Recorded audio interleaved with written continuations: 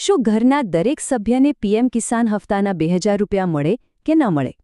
નમસ્તે દર્શક મિત્રો, આપ સાંભળી રહ્યા છો કિસાન સંદેશ, જ્યાં તમને મળે ખેતીના સાચા સમાચાર, સરકારી યોજનાઓની માહિતી, નવા કૃષિ સાધનો અને આધુનિક ખેતી અંગે ઉપયોગી માર્ગદર્શન. જો તમને આવી માહિતી ગમે છે તો અમારી ચેનલ સબસ્ક્રાઇબ કરો અને અન્ય દર્શક મિત્રો સુધી શેર કરો. તો ચાલો મિત્રો, આજે આપણે પીએમ કિસાન સન્માન નિધિ યોજના વિશે એકદમ વિગતવાર વાત કરીએ. અને હા, જે 22મો હપ્તો આવવાનો છે એની પણ બધી જ માહિતી મેળવીશું. ઘણા ખેડૂત ભાઈઓના મનમાં છે ને, આ યોજનાને લઈને ખાસ કરીને પરિવારના સભ્યોને લાભ મળે કે નહીં, એવા ઘણા સવાલો હોય છે. તો આજે એ બધાનું સમાધાન લાવીએ. તો સૌથી પહેલાં તો એ સમજીએ કે આ યોજના છે શું. જો પીએમ કિસાન યોજના હેઠળ સરકાર જે પાત્ર ખેડૂત પરિવારો છે એમને દર વર્ષે કુલ 6000 રૂપિયાની સીધી આર્થિક મદદ કરે છે. આની પાછળનો મુખ્ય હેતુ એ જ છે કે આપણા નાના ખેડૂતોને બિયારણ, ખાતર જેવા ખેતીના ખર્ચમાં થોડો ટેકો મળી રહે. હવે આ જે 6000 રૂપિયાની રકમ છે ને, એ એક સાથે નથી મળતી. એને 3 સરખા ભાગમાં વહેંચવામાં આવી છે.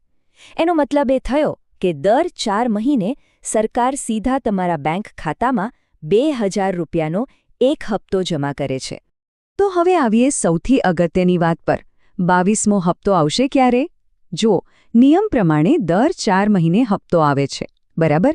છેલ્લો હપ્તો એટલે કે 21મો હપ્તો નવેમ્બર 2025માં ખેડૂતોના ખાતામાં જમા થયો હતો. હવે એ હિસાબે ગણીએ તો આવનારો 22મો હપ્તો ફેબ્રુઆરીના અંતથી લઈને માર્ચ 2026 સુધીમાં આવી જશે એવી પૂરી શક્યતા છે. પણ અહીંયા છે ને, એક મોટી તકલીફ આવે છે.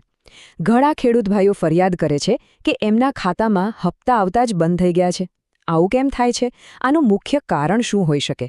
ચાલો, આ જે ગંભીર સમસ્યા છે એને સમજીએ અને એનું પાક્કું સમાધાન શું છે એ પણ જાણીએ.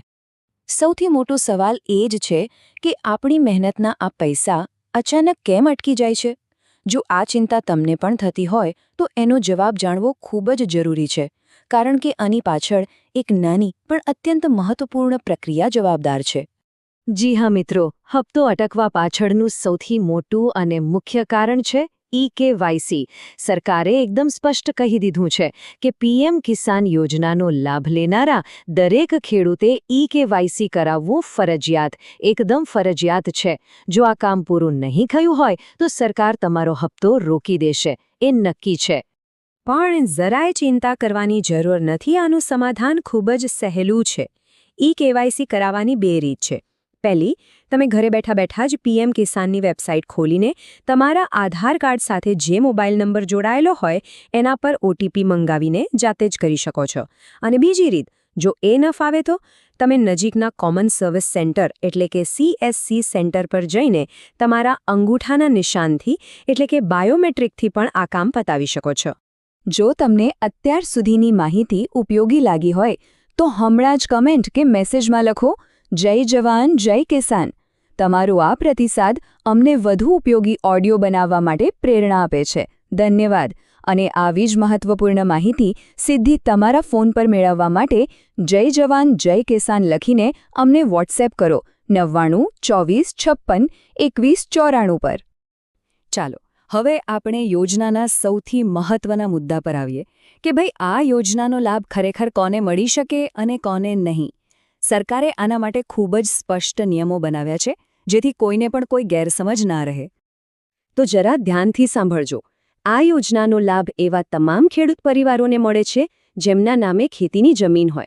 પણ હા, અમુક લોકોને આમાંથી બાકાત રાખવામાં આવ્યા છે. તો કોને લાભ નહીં મળે?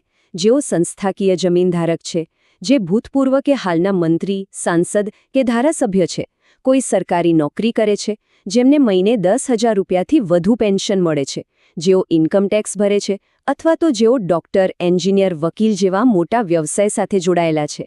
આ બધા લોકોને યોજનાનો લાભ મળવાપાત્ર નથી. હવે આપણે પાછા ફરીએ એ મૂળ સવાલ પર જે મેં એકદમ શરૂઆતમાં પૂછ્યો હતો. શું એક જ ઘરમાં રહેતા પતિ અને પત્ની બંને અલગ અલગ લાભ લઈ શકે? આ બાબતે સૌથી વધુ ગૂંચવણ છે, પણ સરકારનો નિયમ આ વિષયમાં એકદમ ચોખ્ખો છે.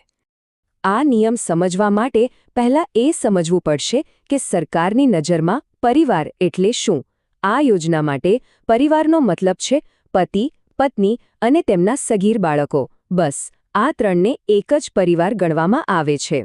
યોજનાનો જે પાયાનો સિદ્ધાંત છે ને એ છે એક પરિવાર એક લાભ. આનો સીધો અને સરળ મતલબ એ છે કે આર્થિક મદદ આખા પરિવારને મળે છે, પરિવારના દરેક સભ્યને અલગ અલગ નથી મળતી.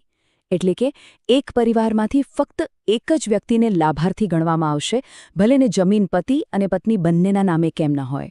તો સીધો અને સ્પષ્ટ જવાબ એ છે કે સામાન્ય નિયમ મુજબ પતિ પત્ની બંને આ યોજનાનો લાભ નથી લઈ શકતા.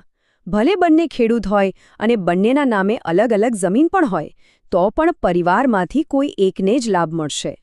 પણ હા, આમાં એક અપવાદ છે. જો પતિ પત્ની કોઈ કારણસર કાયદેસર રીતે અલગ રહેતા હોય, એમનું રેશન કાર્ડ અલગ હોય અને સરકારી રેકોર્ડમાં પણ એ અલગ પરિવાર તરીકે નોંધાયેલા હોય, તો અને તો જ એવા કિસ્સામાં બંને પોતપોતાની જમીન પર અલગ અલગ લાભ લઈ શકે છે. હવે જે ખેડૂત ભાઈઓ આ યોજના માટે પાત્ર છે પણ હજુ સુધી તેમાં જોડાયા નથી, એમના માટે ખાસ વાત. જો આપ આ લાભ લેવા માંગતા હો તો ચિંતા ના કરશો. અરજી કરવાની પ્રક્રિયા પણ ખૂબ જ સરળ બનાવવામાં આવી છે. નવી અરજી કરવા માટે તમારી પાસે બે મુખ્ય વિકલ્પ છે. પહેલો, તમે સરકારની સત્તાવાર વેબસાઇટ pmkisan.gov.in પર જઈને ઓનલાઈન નોંધણી કરી શકો છો. અને બીજો વિકલ્પ છે તમારા ગામ કે શહેરની નજીક જે કોમન સર્વિસ સેન્ટર આવેલું હોય, ત્યાં જઈને ત્યાંના સંચાલકની મદદથી અરજી કરાવવાનો. જ્યારે અરજી કરવા જાઓ ત્યારે 3 મુખ્ય દસ્તાવેજો સાથે રાખવાનું ભૂલતા નહીં. એક તો તમારું આધાર કાર્ડ, બીજું જે બેંક ખાતામાં પૈસા જમા કરાવવા છે એ બેંકની પાસબુક, અને ત્રીજું તમારી જમીનનો દસ્તાવેજ એટલે કે 7/12નો ઉતારો. આટલું સાથે હશે ને એટલે તમારું કામ એકદમ ફટાફટ થઈ જશે. કિસાન સંદેશ સાથે જોડાયેલા રહો, જ્યાં તમને રોજબરોજ ખેતીના મહત્વપૂર્ણ સમાચાર, નવી યોજનાઓ, બજાર ભાવ અને આધુનિક ખેતી વિશે સાચી અને ઉપયોગી માહિતી સરળ ભાષામાં મળે છે. આગળ પણ આવી જ મહત્વપૂર્ણ માહિતી માટે અમને સાંભળતા રહો. અમારી સાથે સીધા જોડાવા અને નિયમિત અપડેટ્સ મેળવવા માટે હમણાં જ તમારા મોબાઈલમાંથી જય જવાન, જય કિસાન લખીને અમને વોટ્સએપ કરો. નંબર ફરી એકવાર નોંધી લેશો: 9924562194. જય હિન્દ.